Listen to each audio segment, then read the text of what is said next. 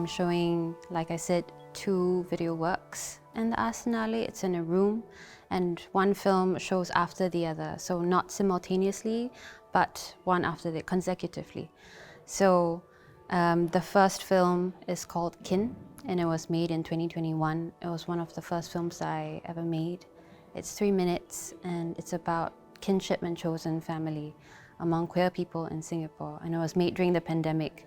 So as you can imagine, it was a time where people felt like they had cabin fever, they couldn't have space. And this sort of question came to mind, what it would be like for people to find each other in spite of the lack of space and the lack of acceptance. And shooting it in a private flat was one way to sort of enter into this intimate space. And the second video that was made this year, What's Softest in the World Rushes and Runs Over What's Hardest in the World, is about queer parenthood in Singapore. So the title is a line from the Tao Te Ching, which is a Taoist text, and it's about water and stone as a metaphor.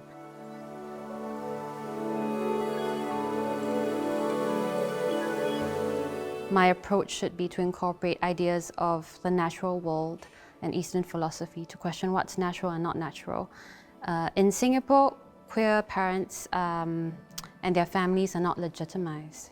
So it's not yet a form of acceptance, and a lot of these parents choose to enact their own world despite the challenges.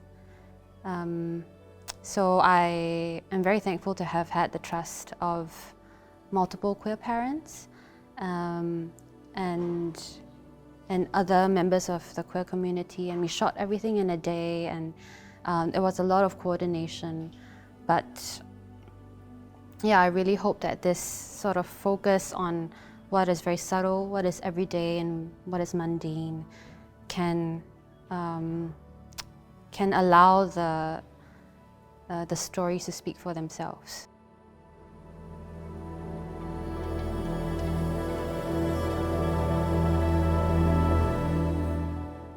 I think it is important still to play with this idea of visibility, and I know that that's not always helpful, but in the case in Singapore, positive representation is frowned upon.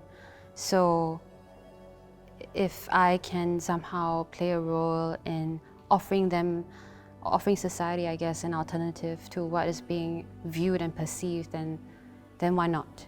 And so I think even my aesthetic approach when it comes to these 2 stories is very gentle and very dreamlike, and I wanted to maintain this sort of soft bubble of a world. And that's not applicable to every sort of project. I don't think that every work needs to be pretty, but I think for me, prettiness is an aesthetic choice because of who I'm working with.